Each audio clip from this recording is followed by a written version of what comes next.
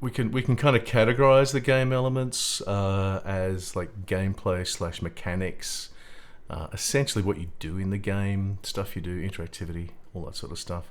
Then of course there's the story, the narrative, which includes, actually particularly for a game like Control, there's a lot of narrative there, there's a lot of story elements, there's a lot of different ways they tell the story. And then finally the art. So we've got both the visual design and the audio design as well. So there's a bit through this. Obviously, audio design means music, sound effects, atmospherics, etc., etc. So that's the first thing. Did you want to? I mean, do you want to comment on that at all, Fraser? Does that work for you? Yeah, I think you briefly touched it, but yeah, in a game like Control and Alan Wake and Quantum Break as well, I think it's almost impossible to really get a good picture of the gameplay without discussing things like the narrative. Mm-hmm. And I think that's due to Remedy's sort of approach to making games. So yeah. Mm-hmm. Yep. Cool.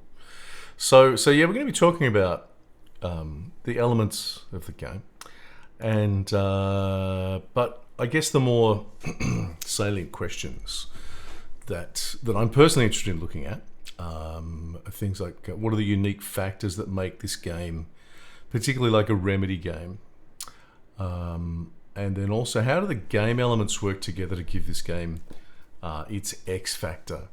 Excuse me. So I mean, Control was Game of the Year, wasn't it? Back in goodness me, I don't even know when it was made. 2021 was it? I think it was earlier than that. 2019. Let me have a quick Google. 2019 Game Awards. Control was a nominee. Nominee. Okay. Yeah. Didn't win. Doesn't appear to have. But I know it was renowned, especially for its narrative, Right. with a lot of outlets. Right. So particularly the narrative. So when I talk about X Factor, I mean, because you can have. We were talking just before we started, about there's the idea and then there's the execution. So the X Factor really is the execution and bringing all the different elements together to make something which is more than the sum of its parts. I would say, it has something to it, which is. Makes it a really engaging experience. And I don't think that many games necessarily get to that point. But I think maybe Control is one of those. The Last of Us, I'd say, is probably another one.